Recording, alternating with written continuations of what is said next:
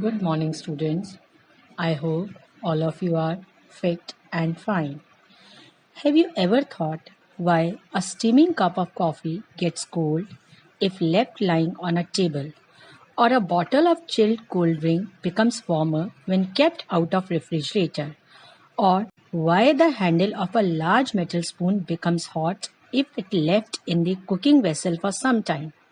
We will learn the answers of all these questions and similar phenomena in this chapter, Transfer of Heat. Heat energy flows from a body at higher temperature to another at lower temperature whenever two bodies of different temperature come in contact. It can also flow from hotter end to the colder end of the same object. There are three different ways by which heat gets transferred from one body to another: conduction, convection, and radiation. First is conduction.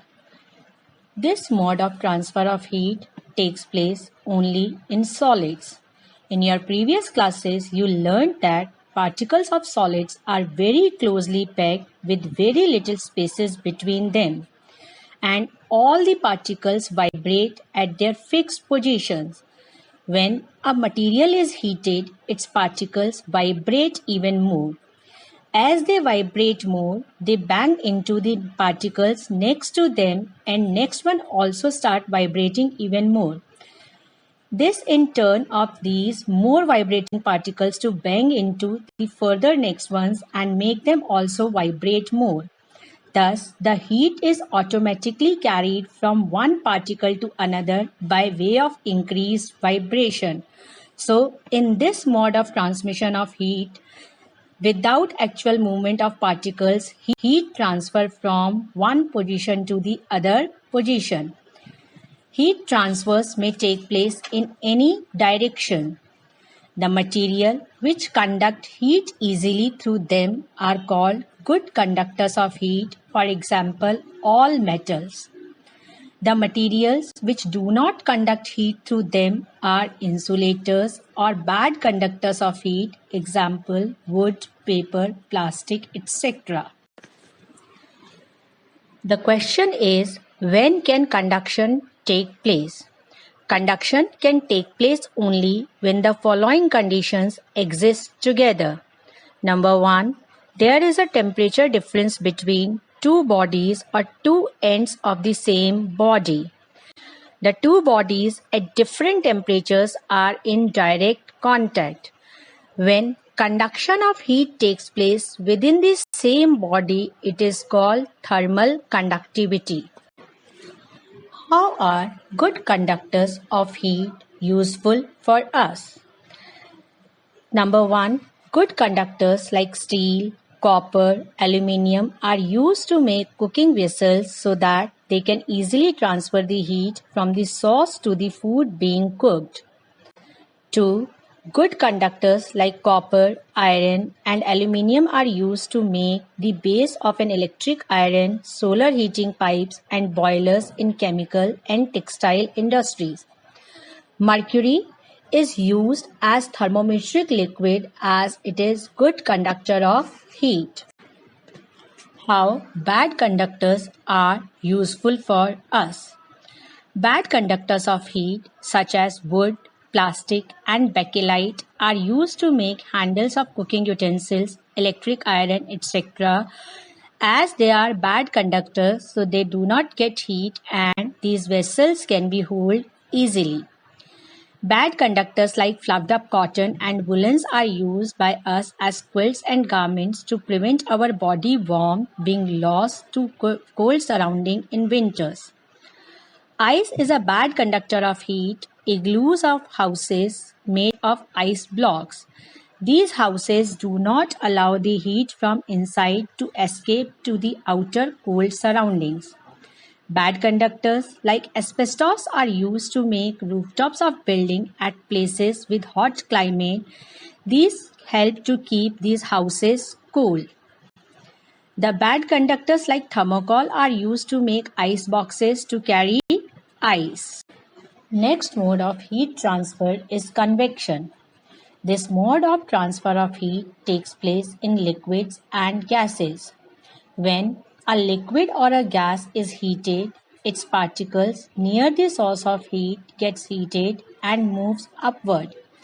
The space left by them is quickly filled by the colder particles from the surrounding.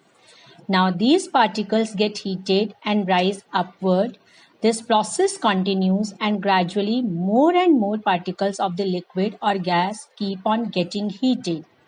In the process of convection, the heat gets transferred onto a substance by the actual movement of the heated particles within the substance. Convection cannot take place in solids because their particles are fixed in the respective place and are not free to move within the substance. Convection currents working in nature. Convection currents take place in air and ocean water, resulting in a number of natural phenomena. Some of them are sea breeze, land breeze, earthquakes, ocean currents. First, we'll take sea breeze. During the daytime, the land regions absorb more heat than ocean water, making the land hotter. The air above the land also becomes hotter than the air above the oceans. The hot air from the land rises up and the colder air from the oceans rushes towards the land to occupy the space left by the hot air. The convection current from the oceans to the land causes sea breeze. Next is land breeze. During the night time, the land regions lose heat faster than ocean water. The air above the ocean is warmer than that above the land. Thus, the warmer air above the ocean rises upward. The colder air from the land rushes towards the ocean to occupy the space created. The convection current from the land to ocean causes land breeze. Earthquakes. You know that the core of the earth is very, very hot. Between the earth's crust and core, the rocks and other material exist in their molten state and are called the magma. Because of a large temperature difference between the earth's crust and the core, huge convection currents are set in the magma. The movement of the molten magma due to convection under the earth's crust result in an immense pressure under the land masses. Sometimes, when the pressure becomes unbearable, some parts of the land masses slide past each other, causing earthquakes. Next is ocean currents.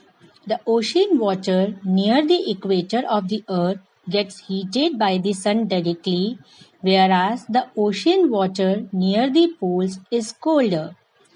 Due to this temperature difference, the ocean water at the surface of ocean moves from equatorial region to the polar region, while below the surface, the water in the ocean moves from the polar region to equatorial region. These convection currents in the ocean water cause the ocean currents. The ocean currents are helpful in maintaining the temperature of the ocean. Uses of convection currents in our lives. In our daily life, we apply the principle of convection currents, that is hot fluid rising upwards and cold fluid sinking downwards, to a number of situations. Some of them are: number 1, air coolers and air conditioners are fitted at higher positions on the walls of offices and homes, so that the cold air generated by them moves downwards and be more effective in cooling the whole room quickly. Second, the room heaters are placed at or near the floors of the rooms. The air heated by them rises up, sets in the convection currents in the room, and heat up the air of the room quickly and uniformly. Third, the freezers inside the refrigerators are surrounded by the cooling pipes and have the minimum temperature. Also, the freezers are always located at the top of the refrigerators so as to easily circulate the cold air downwards and keep the refrigerators cold. The last mode of heat transfer is radiation. The sun is the ultimate source of energy for our planet. It is also very well known that there is no direct contact between the sun and the earth, and there is a lot of space between the two, which does not contain even air. Then, how does the heat from the sun reach us on the earth when transfer of heat through both conduction and convection are not possible? Heat from a distant source reaches us by a mode known as radiation. The radiation carrying heat energy is called thermal radiation. Thermal radiations need no medium to travel. It can travel through vacuum also. Any hot object, whether a solid, a liquid, or a gas, gives out thermal radiation. When thermal radiations fall on an object, the object absorbs it and becomes hotter. But the amount of heat absorbed by different objects is different. The amount of heat absorbed by an object depends upon following factors. Number one, the nature of the material. Metals and water absorb more heat than non-metals. Second, its distance from the source of heat. If the source of heat and the object are closer, the object will receive more heat. As the distance between the two increases, the heat received by the object decreases. Last is the color of the object. It also affects the absorption of thermal radiation. Dark colors absorb more as well as give out more thermal radiation, while light colors absorb less and gives out less thermal radiation. How these radiations are useful to us. Colors play a very important role in our lives since the amount of heat absorbed or radiated out depends upon the color of the object.